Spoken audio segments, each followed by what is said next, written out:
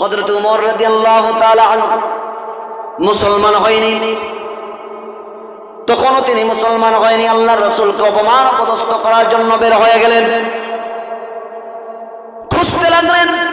আল্লাহর রাসূলকে দেখতে পেলেন মসজিদুল হারামের পাশে দাঁড়িয়ে দাঁড়িয়ে নামাজ আদায় করছে।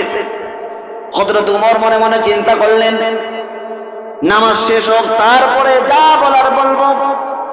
হযরত ওমর চিন্তা করলেন যে মুহাম্মদ রাসূলুল্লাহ সাল্লাল্লাহু আলাইহি ওয়াসাল্লাম নামাজের মধ্যে যে সুন্দর সুন্দর বাক্য তেলাওয়াত করছে, তা কে তাকে শিক্ষা দিল? আশ্চর্য হয়ে গেলেন। এত সুন্দর করে কবি সাহিত্যের মতো, সাহিত্যিকের মতো এত সুন্দর করে যা বলছে, কে তাকে শিক্ষা দিল? হযরত ওমর চতুর্দিকে তাকালেন, কাউকে দেখতে পেলেন না। হযরত ওমর মনে মনে চিন্তা করতে লাগলেন, আরে কেউ যদি তাকে না শিক্ষা দিয়ে থাকে, আশেপাশে তো কেউ নাই, তাহলে আমার কাছে মনে হলো যেন তাকে হয়তোবা জিন তাকে শিক্ষা দিচ্ছে। আশেপাশে তো কেউ নাই, এবং মুহাম্মদ সাল্লাল্লাহু আলাইহি সাল্লাম তো কোনো শিক্ষা প্রতিষ্ঠানও যায় নাই। নামাজের মধ্যে এত সুন্দর করে তেলাওয়াত করছে, সে পেল কোথা থেকে? কেউ তো নাই, তাহলে মনে হয় জিন তাকে শিক্ষা দিচ্ছে। হযরত ওমর মনের কথা মনে রয়ে গেল। আল্লাহর রাসূল নামাজের মধ্যে তেলাওয়াত করে তার জবাব দিয়ে দিলেন।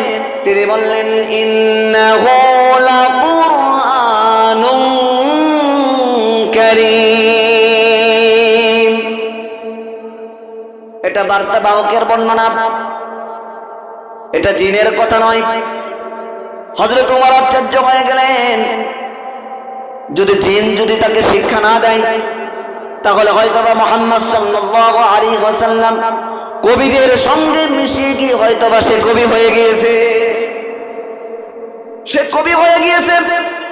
এটা মনের ধারণা, মনের কথা মনে রয়ে গেল। কিন্তু নামাজের মধ্যে আল্লাহ পাকের নবী তার জবাব দিয়ে দিলেন। তিনি বললেন, ওয়া মা হুয়া বিকাউলি শাইরিন কলিলাম মা তাযাক্কারুন।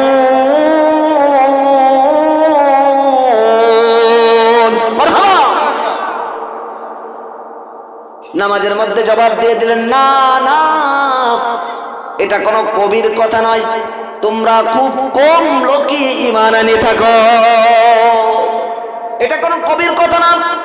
হযরত ওমর আশ্চর্য হয়ে গেলেন, যদি কবির কথা না হয়ে থাকে, আমি দুইটা চিন্তা করলাম, জিন তাকে শিক্ষা দিয়েছে তাও না, তার জবাব দিয়ে দিল কবির কথা না, তাহলে আমার মনের কথাগুলো সে বুঝলো কি করে? তাহলে হয়তোবা সে গণক হয়ে গিয়েছে।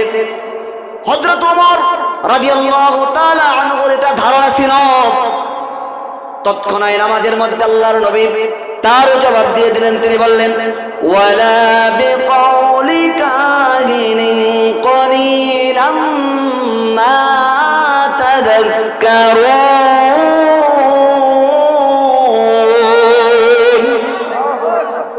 না না, আমি কোনো নাই, তোমরা খুব কম লোকই চিন্তা ভাবনা করে থাকো।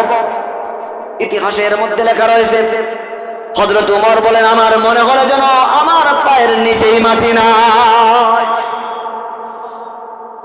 আমার মনে হচ্ছিল যেন আমি জমিনের মধ্যে দাঁড়া থাকতে পারছি না। এত সুন্দর করে তেলাওয়াত করেছি, আমি যা চিন্তা করছি প্রত্যেকটি চিন্তার জবাব সে দিয়ে দিল নামাজের মধ্যে। আমি প্রথমে ভাবলাম জিন তাকে শিক্ষা দিচ্ছে, তা নয়, তার জবাব আমি পেয়ে গেলাম। আমি ভাবলাম কবি হয়ে গিয়েছে, তার জবাব পেয়ে গেলাম। আমার মনের কথাগুলো যেহেতু সে বলে বলছে, সেই তো গণক হয়ে গিয়েছি, কিন্তু তার জবাব পেয়ে গেলাম। কিন্তু এত সুন্দর করে তেলাওয়াত করেছে, কে তাকে শিক্ষা দিচ্ছে? প্রশ্ন আসতে পারে না? যখন সেই প্রশ্নটা তিনি মনের মধ্যে রেখে দিলেন, তার জবাব আল্লাহ রাব্বুল আলামিনের হাবিব নামাজের মধ্যেই দিয়ে দিলেন। তিনি বললেন, তানজিলুম মির রাব্বিল আলামিন।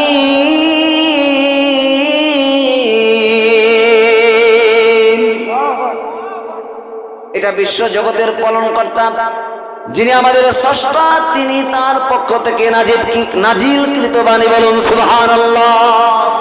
তাহলে কোরআন কার কিতাব?